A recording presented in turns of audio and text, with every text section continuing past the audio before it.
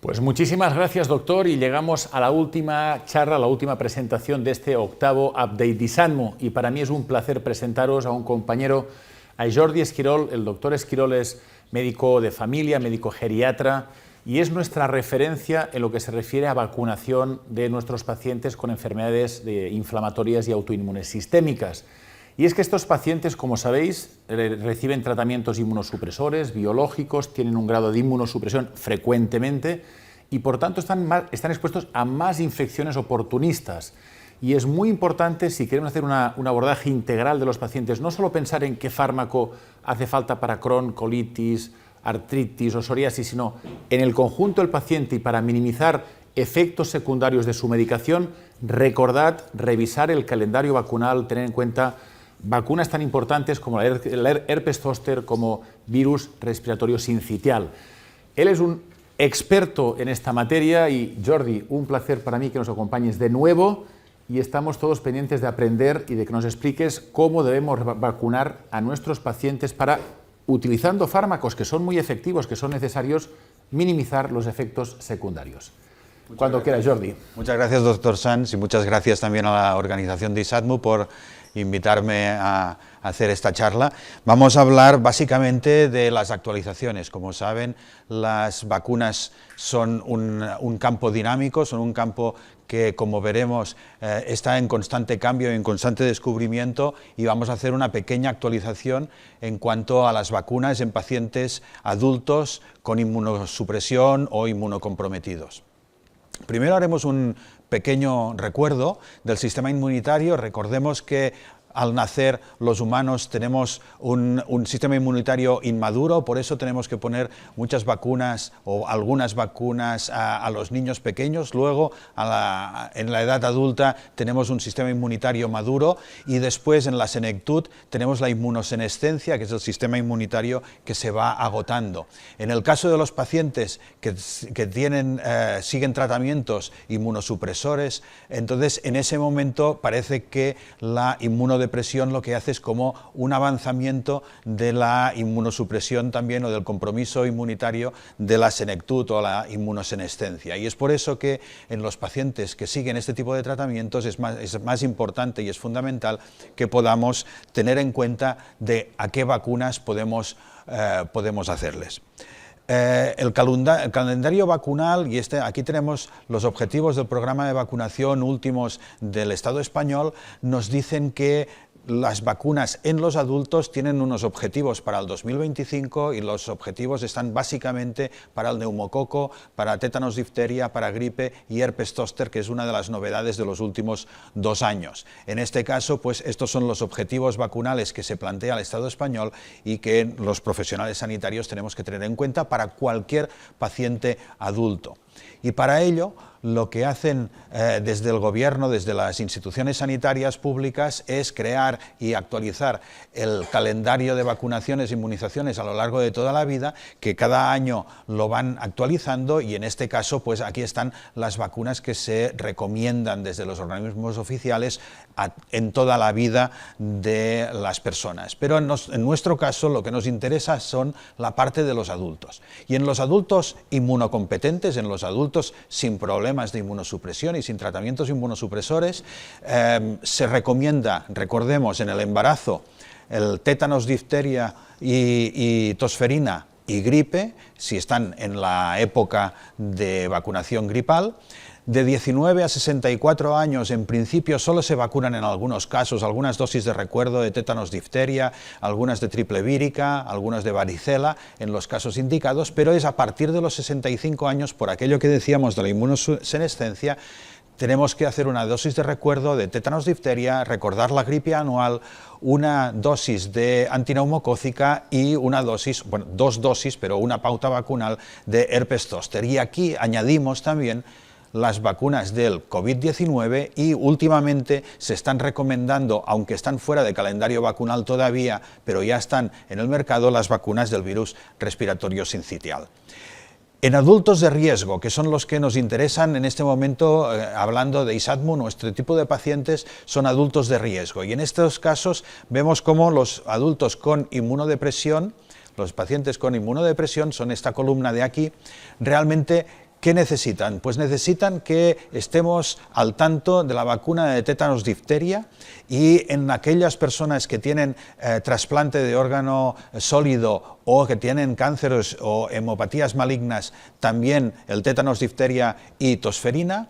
En todo el resto tenemos que asegurar la vacunación con herpes zóster, la vacunación neumocócica, la gripe anual, la vacunación del COVID, y vamos a recomendar probablemente, aunque en España todavía la experiencia es muy corta, como veremos después, el virus respiratorio sincitial. Y el COVID-19 en inmunodepresión, muchas consultas se están haciendo sobre este tema, y la vacuna de COVID-19 está perfectamente recomendada para personas con inmunosupresión, de ir actualizando la vacunación. Esta es la página web del CDC, del Centro de Control de Enfermedades de los Estados Unidos, y nos dicen que tenemos que ponerla actualizada para la temporada 23-24, la dosis de vacuna de 2019, y el Estado español nos dice lo mismo. Aunque esta página es ya un poco más antigua, las indicaciones no han cambiado. O sea, las personas inmunodeprimidas o en tratamiento inmunosupresor realmente tienen un riesgo muy aumentado de padecer COVID-19 grave, y a menos que esté contraindicada, tenemos que mantener esta vacunación en este tipo de pacientes. Para finalizar o hacer el centro de la charla en las novedades, porque esto que decíamos más o menos ya lo sabemos, aunque hay que tenerlo muy presente. ¿Cuáles son las novedades? Pues las novedades de estos últimos 2 años ha sido el herpes zóster, y la novedad del último mes o de los últimos 2-3 meses es el virus respiratorio sincitial. Y vamos a hacer un poquitín de hincapié en por qué están saliendo estas recomendaciones. En España tenemos una gran publicación que se hizo hace un par de años o 3, en 2020 creo que fue, 2022 fue, perdón, esta publicación, donde se ve las tasas de hospitalización por virus herpes zóster, que los médicos que estamos más en consultas externas no tenemos la conciencia de hospitalizaciones por herpes zóster, y vemos cómo hay alrededor de 10-11 hospitalizaciones por cada 100.000 habitantes y año repartidas en estas comunidades autónomas. Y las personas que más edad tienen son aquellas que necesitan más ingresar por herpes zóster. Es por eso que la vacunación de herpes zóster será básicamente para personas mayores de 60 o 65 años y personas inmunodeprimidas. Pero vamos viendo cómo también es muy importante ver cómo la progresión a lo largo de los años es aumentar. Esto es, desde los años 2000 hasta el 2018, el aumento de los ingresos por herpes zóster ha ido aumentando, y sobre todo en la banda más oscura, que es la línea de los mayores de 85 años, o en la línea más azul, que es la línea de mayores de 65 años. Y vemos también que estas hospitalizaciones se dan muchísimo más frecuentemente en hombres que en mujeres en cualquiera de los grupos de edad. Aquí vemos en esta última gráfica de este mismo estudio, vemos cómo realmente la recta o la línea de los hombres es muchísimo más frecuente en sus necesidades de ingreso hospitalario que en las mujeres. También vemos cómo las personas de mayor edad también tienen mayor riesgo de morir por culpa del herpes zóster durante este ingreso. Y tampoco es una cosa que tengamos como muy presente. El herpes zóster siempre se puede considerar, o a veces se considera, como algo banal, pero en realidad es una enfermedad importante. Y vemos que tanto en factores relacionados con el reingreso hospitalario como en factores relacionados con la mortalidad, las enfermedades que tienen relación con la inmunosupresión o con el estado inmunitario precario, las comorbilidades de este tipo realmente se relacionan muchísimo más con readmisiones hospitalarias y con muertes hospitalarias. Eso llevó al gobierno español, con la revisión de octubre del 2023, a afirmar que las personas con inmunosupresión y otras enfermedades subyacentes graves, tal como las enfermedades autoinmunes, tienen mayor riesgo de desarrollar herpes zóster a todas las edades, y que la vacuna de herpes zóster reduce de forma significativa la incidencia del herpes zóster y también la incidencia de su secuela más importante y más numerosa, que es la neuropatía posherpética, que es mucho más frecuente en pacientes inmunodeprimidos. Además, el perfil de la seguridad de esta vacuna es similar al resto de las personas, con lo cual esta vacuna estaba y está muy indicada para los pacientes inmunosuprimidos. La evidencia científica en extranjero también nos dice lo mismo y nos dice que en personas que están siguiendo tratamientos biológicos o tratamientos modificadores de la enfermedad en reumatología o en corticosteroides para enfermedades autoinmunes, vemos cómo los pacientes inmunocomprometidos realmente se asocian con un mayor riesgo de zóster y también aumentan no solo con estos fármacos, sino también con corticoides y otros fármacos modificadores de la enfermedad.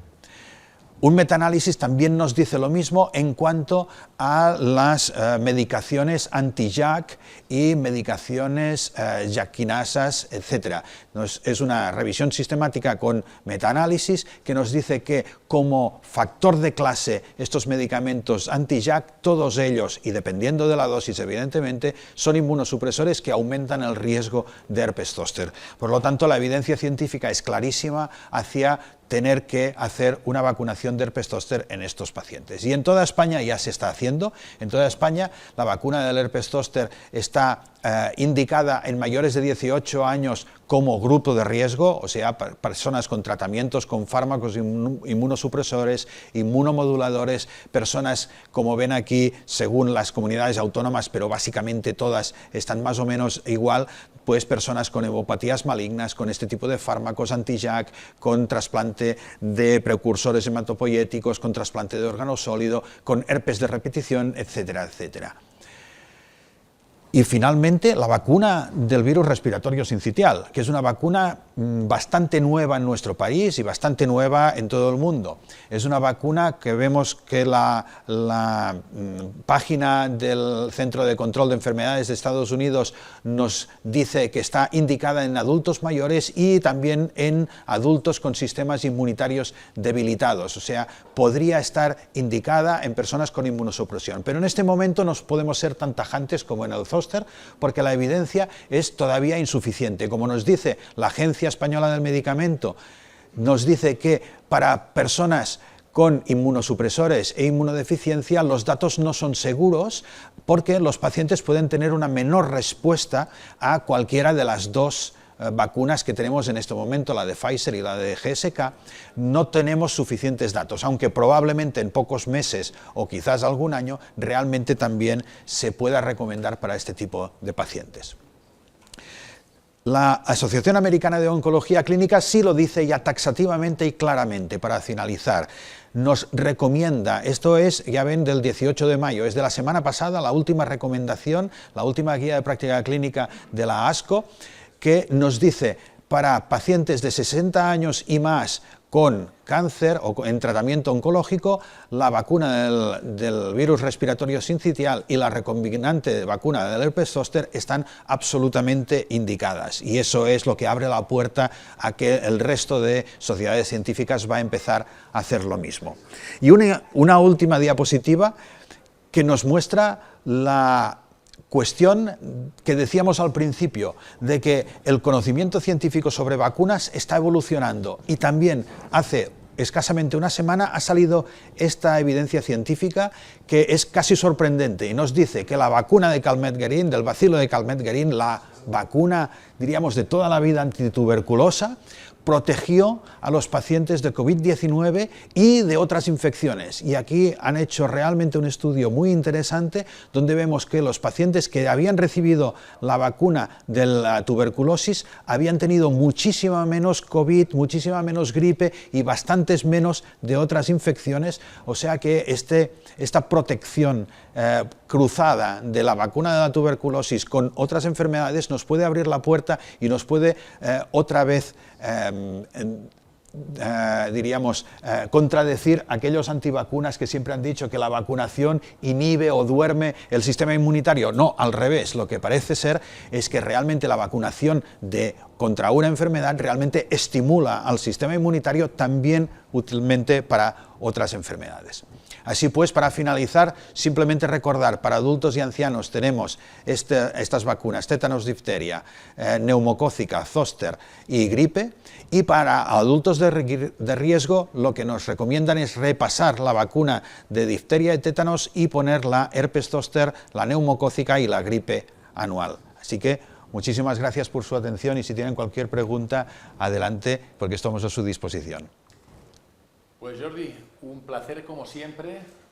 No sé si me gusta más oírte hablar de, cuando hablas de inteligencia artificial, que lo haces de lujo, o de vacunas, que es otro de tus grandes topics, y ha sido un placer disfrutar de un experto. Y esto nos recuerda una cosa que comentábamos antes, más allá de los fármacos biológicos, del tratamiento con los últimos fármacos, recordar, revisar calendario vacunal, revisión ginecológica, prevención del riesgo cardiovascular, prevención de osteoporosis, ver al paciente en esos 360 grados y no olvidar ninguno de estos aspectos. Como siempre, un placer tener a nuestro compañero, a Jordi Esquirol. Ha sido clarísimo y todos hemos tomado notas de qué vacunas hemos de poner en nuestros pacientes con enfermedades inflamatorias y autoinmunes sistémicas. Y con esto, pues damos por finalizado este octavo update. Deciros que ha sido un placer escucharos a todos vosotros. He tomado todos, incluso los coordinadores de ISADMU, hemos estado tomando notas, todos hemos aprendido. Y que sepáis que nos podéis dirigir vuestras preguntas, que los vídeos estarán disponibles y a vuestra disposición en abierto de forma gratuita en nuestra web, y os emplazamos a las próximas actividades de ISADMU, que en diciembre va a ser la jornada que hacemos con las asociaciones de pacientes de Crohn, colitis, de artritis, psoriasis y lupus. En este caso es un evento dedicado a pacientes y familiares. Estas y muchas otras actividades de ISADMU estáis más que invitados a seguirlas. De nuevo, Jordi, mil gracias y a todos vosotros por escucharnos.